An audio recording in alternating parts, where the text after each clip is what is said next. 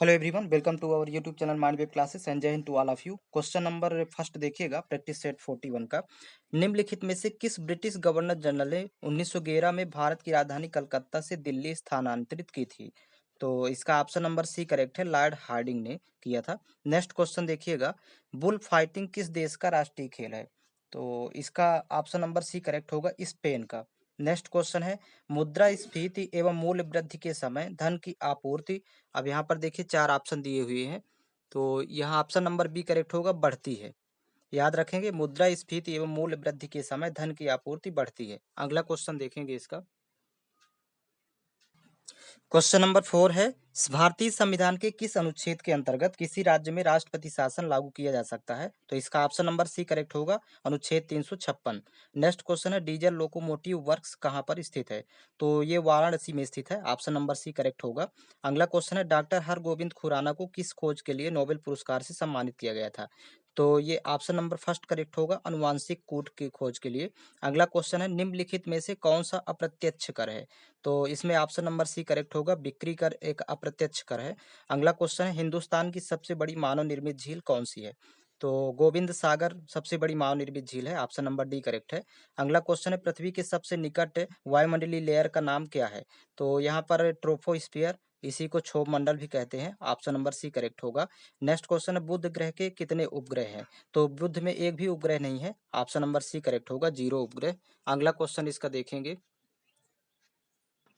Question number 11 है, सम्राट अशोक के राज्यकाल का समय काल क्या था? तो इसका ऑप्शन नंबर बी करेक्ट होगा, 273 से 236 बीसी। नेक्स्ट क्वेश्चन इसका देखेंगे।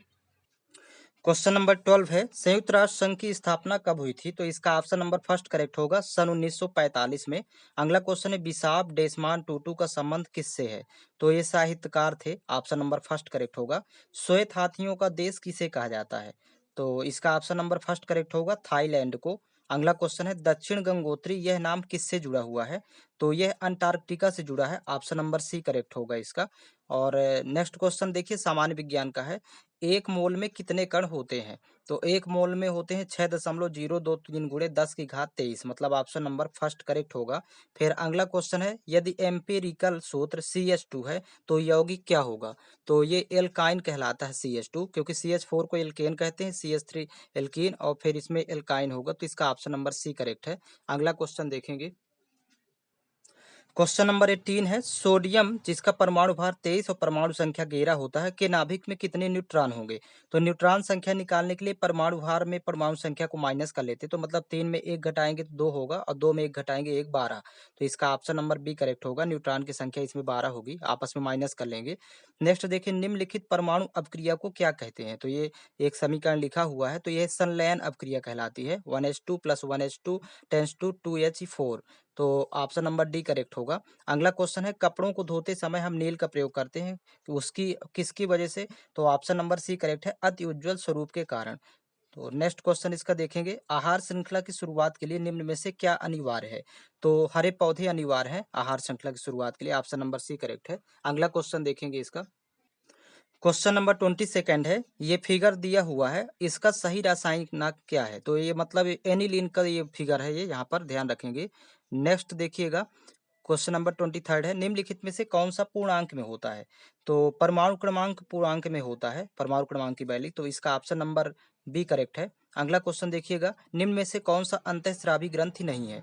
तो अंतःस्रावी ग्रंथि, इसमें ऑप्शन देखिए 4 ऑप्शन दिए हैं, तो इसका ऑप्शन नंबर डी करेक्ट है, पेंक्रियाज। ये अंतःस्रावी ग्रंथ नहीं है। अगला क्वेश्चन देखेंगे। क्वेश्चन नंबर 25 है, निम्न में से किसे शक्ति का भंडार कहा जाता है? तो ये माइटोकॉन्ड्रिया को शक्ति का भंडार कहा जाता है, ऑप्शन नंबर ए करेक्ट है। अगला क्वेश्चन है, यकृत भोजन में किस रूप में संचय रहता है? तो ये ग्लाइकोजन के रूप में संचय रहता है, ऑप्शन नंबर बी करेक्ट होगा। नेक्स्ट क्वेश्चन है, ट्रेकोमा यह बीमारी किस शरीर के किस अंग को प्रभावित करती है, संबंधित है? तो ये ऑप्शन नंबर बी करेक्ट होगा, आंख की बीमारी है। अगला क्वेश्चन देखिएगा, न्यूट्रॉन की खोज किसने किया था? न्यूट्रॉन की खोज चैडविक ने किया था, ऑप्शन नंबर ए करेक्ट है। नेक्स्ट क्वेश्चन है, वाट किसकी इकाई है? तो वाट है शक्ति की इकाई, ये शक्ति का मात्रक वाट है, ऑप्शन नंबर सी करेक्ट है। अगला क्वेश्चन है, जब किसी घड़ी में चाबी भरी जाती है तो उसमें कौन सी ऊर्जा उत्पन्न होती है? तो स्थितिज ऊर्जा उत्पन्न होती है, ऑप्शन नंबर सी करेक्ट होगा। अगला क्वेश्चन है, विद्युत घंटी में कौन सा चुंबक इस्तेमाल किया जाता है? तो इसमें 4 ऑप्शन आपके सामने दिए हुए हैं, तो इसका ऑप्शन नंबर डी करेक्ट होगा, अस्थायी चुंबक। अगला क्वेश्चन देखिएगा, क्वेश्चन नंबर 32 है, इलेक्ट्रॉन का द्रव्यमान कितना होता है? तो यहाँ पर देखिएगा इसका ऑप्शन नंबर सी करेक्ट होगा, 9.1 गुणे 10 की घात -28 ग्राम। अगला क्वेश्चन देखिएगा, गतिज ऊर्जा मालूम करने का सूत्र क्या है? तो गतिज ऊर्जा का सूत्र होता है 1/2 mv²। काइनेटिक एनर्जी का ये फार्मूला होता है। नेक्स्ट देखिएगा, सॉरी, यहाँ पर एक फार्मूला और होता है स्थितिज ऊर्जा का, पोटेंशियल एनर्जी। तो इसमें ऑप्शन नंबर सी करेक्ट है। अगला क्वेश्चन देखिएगा, निश्चित दिशा में वस्तु की स्थिति के परिवर्तन को क्या कहते हैं? तो यहाँ पर ऑप्शन नंबर सी करेक्ट होगा, विस्थापन। अगला क्वेश्चन है, मारीचिका होने का मुख्य कारण क्या है? या प्रकाशीय दृष्टिभ्रम इसे कहते हैं। तो ये प्रकाश का पूर्ण आंतरिक परिवर्तन के कारण ये मारीचिका भ्रम होता है। अगला को देखिएगा, गणित वाला सेशन स्टार्ट होगा। आर्मी जीडी के लिए मैराथन बैच स्टार्ट हो चुका है। मैराथन बैच ज्वाइन करने हेतु ये व्हाट्सअप लिंक दिया है 7987901796। तो आप दिए गए लिंक पर संपर्क करके बैच में ज्वाइनिंग ले सकते हैं। वहां पर आपको अलग से प्रैक्टिस सेट उपलब्ध करवाया जाएगा, जिससे आपको टोटल क्वेश्चन एग्जाम में देखने को मिलेंगे। तो ये आर्मी जीडी के लिए स्पेशल बैच है। तो ये आप व्हाट्सअप लिंक दिया है, तो दिए गए लिंक पर संपर्क करके बैच में ज्वाइनिंग ले सकते हैं। अब देखिएगा गणित का इसका फर्स्ट क्वेश्चन क्या कहता है। 36 नंबर क्वेश्चन है, यदि डी किसी समचतुर्भुज का विकर्ण है तो उसका क्षेत्रफल कितना होगा? तो समचतुर्भुज का क्षेत्रफल होता है 1/2 गुणे विकर्णों का गुणनफल, मतलब d1 इंटू d2। अब यहाँ पर d दो होंगे, d1 d2, तो यहाँ पर 1/2 गुणे विकर्णों का गुणनफल, ऑप्शन नंबर बी करेक्ट है। अगला क्वेश्चन इसका देखेंगे, क्वेश्चन नंबर 37 है, यदि 5:x बराबर 15:45 तो x का मान क्या होगा? तो यहाँ पर देखिएगा 5:x बराबर 15:45 है। अब यहाँ पर मध्य पदों का गुणनफल बाह्य पदों के गुणनफल के बराबर होगा। तो यहाँ x गुणे 15 कर लेंगे, मध्य पदों का गुणनफल बराबर बाह्य पदों का गुणनफल, मतलब 45 गुणे 5। अब यहाँ पर कैंसिल आउट करेंगे, 15 एकम 15, 15 तिया 45। तो 3 गुणे जब 5 करेंगे तो यहाँ पर x की वैल्यू 15 आएगी। तो इस तरह फाइंड करना है, इसका ऑप्शन नंबर बी करेक्ट है। अगला क्वेश्चन इसका देखेंगे, क्वेश्चन नंबर 38 है, 36x² YZ³ तथा 24x y² Z² का जीसीएफ क्या कितना होगा? जीसीएफ का मतलब यहाँ महत्तम समापर्थक यानी एचसीएफ निकालना है। तो पहले देखिए इसके गुणनखंड कर लेते हैं। 36x² YZ³ है यहाँ पर, तो बराबर 36 को लिख सकते हैं 2 दूनी 4 तेई 12 तेई 36। इसके खंड कर लेंगे, बाकी ज्यों का त्यों लिखेंगे। इंटू में यहाँ पर देखिए x² YZ³ लिखा हुआ है, तो यहाँ गुणे लगा करके इसको आपस में गुणा कर सकते हैं। अब देखिएगा यहाँ पर 2 स्क्वायर इसको लिखा जा सकता है, इंटू यहाँ पर 3 स्क्वायर, और फिर इंटू में x² into Y into Z³ है। ये अलग अलग यहाँ पर इसको कर लेंगे। अब इसके बाद देखिए सेकंड है यहाँ पर 24x y² Z² है, तो इसको भी लिख लेते हैं 24x y² Z² बराबर 24 के खंड कर लेंगे पहले, तो 2 दूनी 4 दूनी 8 त्रिक 24। अब यहाँ पर बाकी ज्यों का त्यों इसको लिख लेंगे, x है गुणनफल में x होगा गुणे y² गुणे Z²। अब इसके बाद देखिएगा इसको लिखा जा सकता है 2 3 बार है, तो 2 क्यूब इंटू यहाँ पर 3 की पावर 1 ही रहेगा, इंटू में x इंटू में y² इंटू में Z²। अब इसमें देखिएगा एचसीएफ निकालना है दोनों का। तो एचसीएफ में हमेशा उभयनिष्ठ आधार लेते हैं, तो मतलब देखिए यहाँ पर 2 है, इसमें भी 2 है, और मिनिमम पावर भी लिखना है। तो 2 की घात 3 है, यहाँ पर 2 की घात 2 है, तो 2 की घात 2 आएगा। उभयनिष्ठ आधार और न्यूनतम घात लिखा जाता है। फिर यहाँ पर देखिए 3 है, दोनों में तो 3 तो लिखेंगे, लेकिन मिनिमम पावर यहाँ पर 1 है, तो 1 नहीं लिखा जाएगा। अब यक्स में देख लीजिए, यक्स में दोनों में है, तो यहाँ पर केवल एक्स की पावर 1 है यहाँ पर, तो 1 यहाँ नहीं लिखते हैं पावर में। और इसी तरह वाई में देख लेंगे, तो वाई यहाँ पर देखिए दोनों में है, लेकिन वाई की पावर यहाँ पर 1 है, मिनिमम पावर लिखेंगे। इसी तरह जेड में यहाँ स्क्वायर है, यहाँ क्यूब है, दोनों में जेड है, तो जेड भी लिख लेंगे, लेकिन मिनिमम पावर यहाँ पर 2 है, तो यहाँ पर 2 लिखेंगे। अब ये वैल्यू आ जाएगी, यही इसका सोल्यूशन होगा। तो जब इसमें देखिए गुणा करेंगे, 2 दूनी 4 तीन 12, यहाँ पर 12, फिर XYZ², ये इसका सोल्यूशन होगा। तो इसका देखिएगा ऑप्शन नंबर डी करेक्ट है, 12XYZ²। अगला क्वेश्चन इसका देखेंगे, क्वेश्चन नंबर 39 है, 200 एवं 300 के मध्य कितने नंबर होंगे जिन्हें 13 से विभाजित किया जा सकता है? तो देखिएगा इस सिचुएशन में जब दो संख्याओं के बीच के बोले, तो सबसे छोटी संख्या को एक बढ़ा देते हैं, मतलब यहाँ 201 कर लेंगे, और बड़ी संख्या को एक कम कर लेंगे, मतलब यहाँ 299 हो जाएगा। एक इसको कम कर लेंगे। अब ये स्थिति में ध्यान रखेंगे। अब 13 से भाग करना है दोनों में, अब पूर्णांक मान निकालना है और आपस में माइनस करना है। तो पूर्णांक मान देखिए यहाँ 13 से कैंसिल आउट करेंगे तो 13 एक कम 13, फिर यहाँ 7 71 हुआ तो 13 पचे 65, पूर्णांक वैल्यू निकाल लेंगे। यहाँ भी 13 से कैंसिल आउट कर देंगे, 13 दूनी 26 और 3 39, 13 तिया 39, यहाँ पूर्णांक में वैल्यू आएगी। तो 15 माइनस जब 23 करेंगे तो 8 आएगा, मतलब 23 में 15 घटाने पर। तो 8 संख्याएं 13 से विभाजित होंगी, 200 और 300 के मध्य। ऑप्शन नंबर सी करेक्ट है। अगला क्वेश्चन इसका देखेंगे। क्वेश्चन नंबर 40 है, यदि यम एवं यन दो प्राकृत संख्या है तथा यम की पावर यन इक्वल टू 25 तो यन की पावर यम का मान क्या होगा। यहाँ पर देखिएगा यम की पावर यन बराबर दिया है 25, तो यहाँ पर लिख सकते हैं इसको 5 का स्क्वायर, सॉरी 5 स्क्वायर बराबर हो जाएगा 25। तो जहाँ पर यम की वैल्यू हो जाएगी 5 और यन की वैल्यू हो जाएगी 2। तो यहाँ पर अब देखिए यन की पावर यम निकालना है तो मान रख देंगे यहाँ पर। एन का मान तो 2 होगा क्योंकि घात में यहाँ 2 लिखा था, तो यहाँ 2। अब पावर में यम है तो यम की वैल्यू 5 है तो पावर में 5। अब 2 की पावर 5 की वैल्यू 32 होगी, 2 को 5 बार गुणा करेंगे आपस में। ऑप्शन नंबर सी करेक्ट है। अगला क्वेश्चन देखेंगे। क्वेश्चन नंबर 41 है, 52 रुपए की मूल राशि पर 6% वार्षिक ब्याज की दर पर 2 वर्ष का चक्रवृद्धि ब्याज ज्ञात कीजिए। जब भी चक्रवृद्धि ब्याज ज्ञात करना हो तो सबसे पहले मिश्र धन निकालते हैं। मिश्र धन का मतलब अमाउंट। अब यहाँ पर मिश्र धन डायरेक्ट निकालेंगे सीधा सीधा। तो यहाँ 5200 था तो 5200 इंटू, अब 6% की दर से है तो 100 में जब 6 जोड़ेंगे तो 106 हो जाएगा। तो 106/100 और 2 वर्ष के लिए है तो 2 बार यहाँ गुणा कर देंगे 106/100। तो ये यहाँ से अमाउंट आ जाएगा। इसको सॉल्व करेंगे तो देखिए इसका आप 0 तो पहले कैंसिल आउट कर देंगे। अब इसके बाद 52 106 का गुणा करके 100 से भाग करेंगे। तो जब इसका आपस में तीनों को गुणा करेंगे तो यहाँ 58 42 72 वैल्यू आएगी। 58 42 72 और फिर यहाँ पर बटे में वैल्यू ये 100 लिखी हुई है। तो जब 0 हटाएंगे 2 जीरो तो यहाँ 0.2 अंक के बाद लगेगा, मतलब वैल्यू आ जाएगी 5842.72। ये यहाँ पर अमाउंट फाइंड हो गया मिश्र धन। अब सी आई निकाल लेंगे। सी आई यानी चक्रवृद्धि ब्याज। सी आई बराबर होता है अमाउंट माइनस प्रिंसिपल, मतलब ए माइनस पी। अमाउंट है यहाँ पर 5842.72 और प्रिंसिपल इस स्टार्टिंग में दिया था, प्रिंसिपल ये दिया हुआ है मूलधन 5200 रुपए। तो जब माइनस करेंगे आपस में तो 5800 में जब 5200 घटाएंगे तो 600 होगा, 600 बचेगा और 600 यहाँ पर 42.72। तो यहाँ लिख देंगे 642.72, आपस में माइनस करेंगे, यही सी आई होगा। तो इसका ऑप्शन नंबर बी करेक्ट है। अगला क्वेश्चन देखेंगे इसका। क्वेश्चन नंबर 42 है, यदि 20 व्यक्ति किसी खाई को खोदने में 12 दिन का समय लेते हैं तो कितने दिन में इसी खाई को 15 व्यक्ति खोदेंगे। तो देखिए ये पहला वाक्य यहाँ तक है, 20 व्यक्ति और 12 दिन का समय लेते हैं। तो पहले वाक्य का गुणा कर लेंगे 20 गुणे 12, फिर बराबर कह रहा कि कितने दिन में 15 व्यक्ति इसी कुएं को खोदेंगे। तो 15 व्यक्ति और दिन पूछ रहा तो यक्स मान लेंगे यहाँ पर। अब इसको कैंसिल आउट करेंगे, 5 3 15, 5 चौक 20, फिर 3 से 3 एक कम 3, 3 चौक 12, तो 4 गुणे 4 करेंगे तो 16 दिन लगेगा 15 व्यक्तियों को। तो इसका ऑप्शन नंबर सी करेक्ट है। अगला क्वेश्चन है इसका।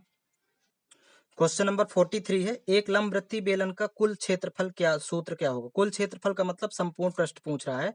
तो 2 पाई आर प्लस एच होता है ब्रैकेट में। ऑप्शन नंबर बी करेक्ट है। ये लंबवृत्तीय बेलन का संपूर्ण पृष्ठ का क्षेत्रफल है। वक्र पृष्ठ होता है 2 पाई आर एच, तो इसको भी याद रखेंगे। और बेलन का आयतन पाई आर स्क्वायर एच। अगला क्वेश्चन देखेंगे इसका। क्वेश्चन नंबर 44 है, एक 77 मीटर लंबी रेलगाड़ी 60 किलोमीटर प्रति घंटा की चाल से चलकर एक पुल को 30 सेकंड में पार करती है। तो बताएं कि पुल की लंबाई कितनी होगी। तो यहाँ पर देखिए पुल की लंबाई निकालना, लंबाई का मतलब यहाँ दूरी से है। तो जब दूरी ज्ञात करना हो तो दूरी बराबर सूत्र लिख लेंगे पहले। दूरी बराबर होता है चाल गुणे समय। अब यहाँ पर देखिएगा वैल्यू पुट करेंगे। यहाँ पर देखिए दूरी, जब कोई पुल को पार करेगी कोई ट्रेन तो उस टाइम पर ट्रेन की लंबाई और पुल की लंबाई दोनों का योग हो जाएगा, दूरी के बराबर होगा। तो यहाँ दिया है 77 और ट्रेन की लंबाई, और पुल की नहीं पता है तो इसको यक्स मान लेंगे। दोनों की लंबाइयों का योग दूरी के बराबर होगा जब कोई ट्रेन किसी पुल को पार करेगी। अब बराबर, अब चाल यहाँ लिख लेंगे। चाल दिया है 60 किलोमीटर प्रति घंटा, तो ये किलोमीटर प्रति घंटा से मीटर प्रति सेकंड बदलना है तो 5/18 का गुणा हो जाएगा, क्योंकि छोटी इकाई बदल रहे हैं तो छोटे गुणा होगा, मतलब ऊपर 5 रहेगा। इंटू समय यहाँ पर दिया हुआ है 30 सेकंड, तो समय वैल्यू रख देंगे 30। अब इसको कैंसिल आउट कर लेंगे तो 6 से 6 3 18 और 6 पंचे 30, फिर 3 से कैंसिल आउट कर लेंगे, 3 एक कम 3, यहाँ पर 20 23 60। अब यहाँ गुणा करेंगे आपस में तो 5 पचम 25, 25 दूनी 50, या कि फिर 20 पंचे 100, 100 पंचे 500। तो 77 प्लस एक्स बराबर हो जाएगी वैल्यू यहाँ पर 500। तो एक्स बराबर 75 कर देंगे, 500 माइनस 77। तो यहीं पर घटाने पर वैल्यू आएगी 423, ये मीटर में होगा। तो ये हो जाएगी पुल की लंबाई। ऑप्शन नंबर इसका बी करेक्ट है। अगला क्वेश्चन देखेंगे। नेक्स्ट देखिए sec square 60 minus tan square 60 degree का मान कितना होगा। यहाँ पर sec square theta minus tan square theta का सूत्र एक होता है, तो यहाँ थीटा की वैल्यू सेम है इसलिए इसकी वैल्यू एक हो जाएगी, एक इक्वल होगा, क्योंकि सूत्र ही होता है, सर्वसंख्या होती है sec square theta minus tan square theta बराबर एक। तो इस तरह ऑप्शन से करेक्ट हो जाएगा। नेक्स्ट क्वेश्चन देखेंगे। क्वेश्चन नंबर 46 है, समीकरण 6x माइनस 9y बराबर 5 एवं 5x माइनस 6y बराबर 3 का हल कैसे होगा। तो यहाँ पर देखिएगा, लिख लेंगे पहले 6x माइनस 9y बराबर 5 और दूसरा समीकरण दिया है 5x माइनस 6y बराबर 3। अब यहाँ पर देखिएगा ये a1 की वैल्यू 6 है, b1 की वैल्यू -9 है, c1 की वैल्यू 5 है। इसी तरह a2 की वैल्यू यहाँ पर 5 है, b2 की वैल्यू -6 है और c2 की वैल्यू 3 है। तो यहाँ पर देखिएगा a1 अपान a2 ये बराबर नहीं होगा b1 अपान b2 के। यदि ये कंडीशन फॉलो होती है तो केवल एक हल होगा, मतलब अद्वितीय हल होने का ये प्रतिबंध है। तो वैल्यू पुट करके देख लेते हैं। देखिएगा a1 की वैल्यू 6 है तो यहाँ पर लिखेंगे 6 और a2 की वैल्यू 5 है तो यहाँ पर लिख देंगे बटे में 5। फिर बराबर नहीं होना चाहिए b1 अपान b2, मतलब b1 का मान -9 है और b2 की वैल्यू यहाँ पर माइनस का 6 है। अब इसको माइनस माइनस कैंसिल आउट करेंगे, फिर 3 से कैंसिल आउट होगा, 3 त्रिक 9, 3 दूनी 6। तो देखिए यहाँ 6/5 बराबर नहीं है 3/2 के, यहाँ 6/5 बराबर नहीं है 3/2 के। तो ये एक हल होगा, केवल एक हल होगा, या फिर इसी को अद्वितीय हल भी कहते हैं। तो ऑप्शन नंबर ए करेक्ट होगा। नेक्स्ट क्वेश्चन देखेंगे। इसमें देखिएगा, यदि नंबर ऑफ ए यानी समुच्चय ए के अवयव 19 है, समुच्चय बी के अवयव 13 है, नंबर ऑफ बी, तो ए सर्वनिष्ठ बी गुलक के कम से कम कितने अवयव होंगे। तो याद रखिएगा, इसमें पूछ रहा है कि सर्वनिष्ठ पूछ रहा है ए सर्वनिष्ठ बी के अवयवों की संख्या। तो सर्वनिष्ठ में हमेशा उभयनिष्ठ देखते हैं दोनों में, तो उभयनिष्ठ एक भी नहीं हो सकते, मतलब इसमें शून्य उभयनिष्ठ यानी अवयवों की संख्या एक भी उभयनिष्ठ नहीं हो सकती है। यदि कम से कम की जब बात करेगा, कम से कम 0 उभयनिष्ठ अवयव होंगे, तो ऑप्शन नंबर सी करेक्ट होगा। और फिर इसके अलावा फिर 1 2 3 बढ़ते क्रम में होगा, तो कम से कम की कभी भी बात करेगा तो शून्य होगा हमेशा। अगला क्वेश्चन देखेंगे। क्वेश्चन नंबर 48 है, 5 रुपए प्रति सैकड़ा प्रति वर्ष की साधारण ब्याज की दर से कोई धनराशि कितनी अवधि में दुगनी हो जाएगी। तो यहाँ पर देखिएगा कितनी अवधि यानी समय पूछ रहा है यहाँ पर, और समय निकालना है, और ये जो गुना वाली वैल्यू है दुगनी है तो 2 में 1 घटा के अंश में लिखेंगे, मतलब गुना में 1 माइनस करके अंश में। और ये जो 5 रुपए प्रति सैकड़ा मतलब 5% की दर से रेट दिया है 5, तो इसको नीचे लिखेंगे, इंटू में हो जाएगा 100। तो इस तरह समय फाइंड करेंगे, तो 5 एकम 5, 5 दूनी 10, तो समय हो जाएगा 20 वर्ष। इस तरह फाइंड होगा, तो ऑप्शन नंबर सी करेक्ट होगा। अगला क्वेश्चन देखेंगे। यदि त्रिभुज एबीसी सर्वांग सम त्रिभुज डी एफ डी ई, तो ए बी बराबर किसके होगा। तो देखिए दो सर्वांग सम त्रिभुज बना लेते हैं। सर्वांग सम में सेम आकार के दोनों त्रिभुज होंगे, मतलब इसको ए बी सी यहाँ पर लिख लेंगे, त्रिभुज ए बी सी। एक त्रिभुज है डी एफ डी ई, तो यहाँ पर देखिएगा सेम इसी आकार का होगा क्योंकि सर्वांग सम है। तो यहाँ पर एफ, यहाँ पर डी, यहाँ पर ई लिख लेंगे। अब ये सर्वांग सम त्रिभुजों की संगत भुजाएं बराबर होती है, तो कह रहा कि ए बी के बराबर क्या होगा। तो इस त्रिभुज में ए बी तो ये वाली भुजा है, तो इसके संगत इस त्रिभुज में ये वाली होगी, मतलब एफ डी, या इसी को डी एफ भी लिख सकते हैं। तो ऑप्शन नंबर सी करेक्ट होगा, ए बी बराबर होगा एफ डी के। सर्वांग सम त्रिभुजों की संगत भुजाएं बराबर होती हैं। नेक्स्ट क्वेश्चन देखेंगे। क्वेश्चन नंबर 50 है, देखिएगा एक्स बार बराबर A plus sigma F into D upon N किसका सूत्र है। तो ये समांतर माध्य ज्ञात करने का सूत्र है, इसका ऑप्शन नंबर ए करेक्ट होगा। और आर्मी जीडी के लिए स्पेशल बैच स्टार्ट हो चुका है, और बैच ज्वाइन करने हेतु ये व्हाट्सअप लिंक है 7987901796। तो आप दिए गए लिंक पर संपर्क करके बैच में ज्वाइनिंग ले सकते हैं। वहाँ पर आपको कंप्लीट कोर्स के साथ साथ प्रैक्टिस सेट भी उपलब्ध करवाया जाएगा, जहाँ से पूरी सिक्योरिटी रहती है, क्वेश्चन पूरे आपको वहीं से देखने को मिलेगा एग्जाम में।